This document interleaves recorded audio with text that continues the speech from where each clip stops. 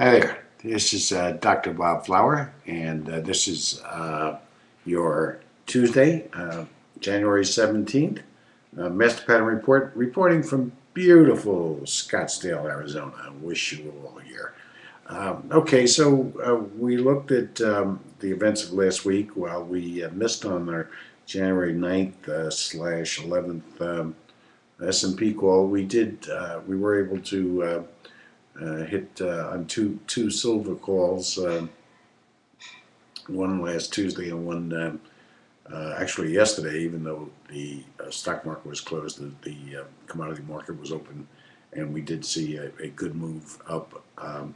While we are short silver, it's no surprise to us. We think that the top of this particular silver move is the end of this week, and we did want to get in on it. Perhaps we're a little bit early, but that's okay. Just what's some more options and move in that direction. So we're looking for the market metals and commodities to drop off here for the next couple of weeks, perhaps. The S&P, well, it has made that breakthrough that we had discussed last week. We still think that you're going to see a downturn here before we get back into some more positive areas of the S&P. Now, keep this in mind. We talked about this a little bit, a couple of different times at the beginning of the year. Well, Main Street is getting slaughtered. Wall Street is not doing bad at all. Stocks are holding their ground, considering all of the negative news, especially this past week with inflation. The European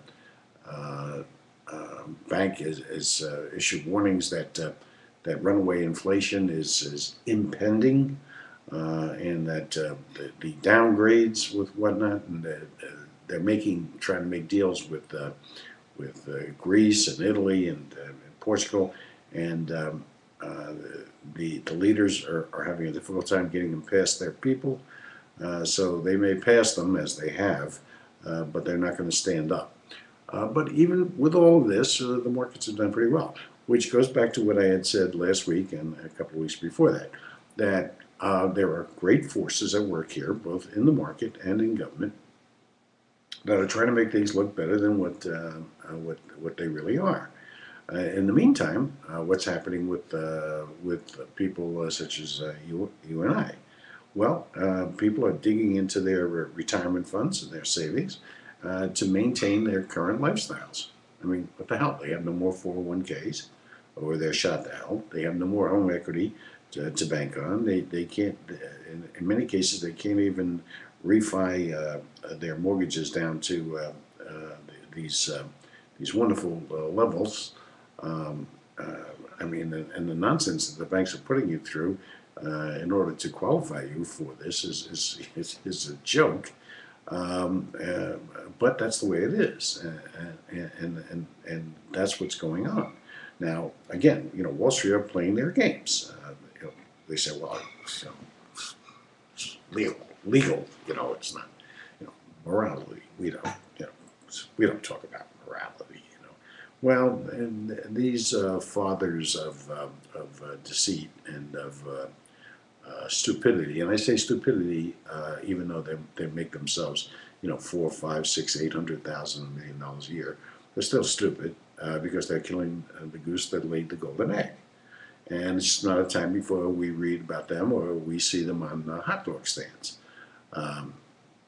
So what is it then? I mean, what's going on? Well, like we said, people are abandoning the stock market, and bonds and whatnot. Paying what, 1/4%, 1%. So they're reaching out for bonds that have been in the past, slightly questionable. They're getting what they consider decent returns, but there's no security there because what's happening is that a lot of people are in trouble, And when it comes time to cashing in these bonds, if they're down in value, they're going to take a haircut.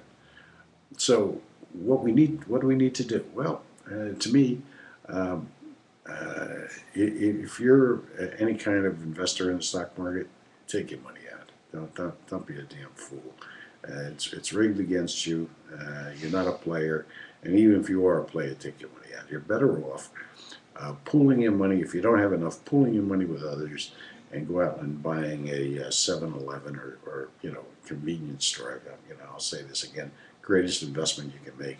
Put your mother, your father, your sister, your brother, your wife, your uncle, or a veteran that you know. Put them in there and pick yourself up some good honest money, because that's the only thing that's going to be worth anything insofar as value is concerned, and returns on investment, and being able to retire. Uh, Talking about the unemployment rates dropped down to 8.5%. Yeah, sure, of course. People are getting jobs. Yeah, they're getting jobs, all right. People are getting 2 and 3 jobs at a time. That's what they need in order to foster the type of lifestyle that they're accustomed to. Or keeping their heads above water, keeping their kids in college, paying for their mortgage, paying for their cars, paying for their whatever little vacations that they're taking these days. So yeah, things may well look good for the stock market this year. Um, uh, Again, we're going to see hits. We're going to see some up and downs.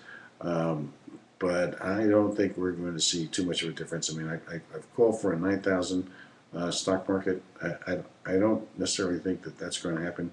Like at the end of the year, it's going to be 9,000. I think that somewhere along the line, we'll, we may see a drop down to that level. But I still think that what may be happening here is you might see a move up to slightly higher, up to high 1200s, 13,000, high 12,000s rather, I'm sorry, 13,000 during the year, because of the political effect and the hopes and desires of the kids, the Wall Street kids, the guys, who've got everything all figured out, playing everybody for a sucker. And don't play that game. And for God's sake, if you're a Republican or a Democratic extremist, get off the kick. Stop it. Stop it. Get into get together with these people that are completely opposite you, and try and figure out a way of putting these asses that we have in office, putting them under our control for us, not for them. Because I don't care how good you think your congressman or your elected official is, they're for themselves. Do you get it, folks? So get to work on it, and let's try and come up with some ideas. Something like the Tea Party. Whether you like them or not, it doesn't matter. It doesn't matter. They're very, very effective. Very effective. They've got all of these politicians put in office, and they've got them all crappy in their pants. That's what we want. That's what we want. We can have an intellectual dialogue about how to resolve things between liberals and conservatives. Okay, and if they are extremists, we do away with them. We don't take them into consideration. We don't look at them. They're not worth it. Okay, we need concepts where we're going to integrate both sides and create a better third side. I'm getting mad now. You guys are getting me PO'd. Let's get out there and get something done. Let's put our minds together and come up with something that's really going to work. Let me hear from you, will you? For God's sake, cut this crap out. This is really getting me PO'd.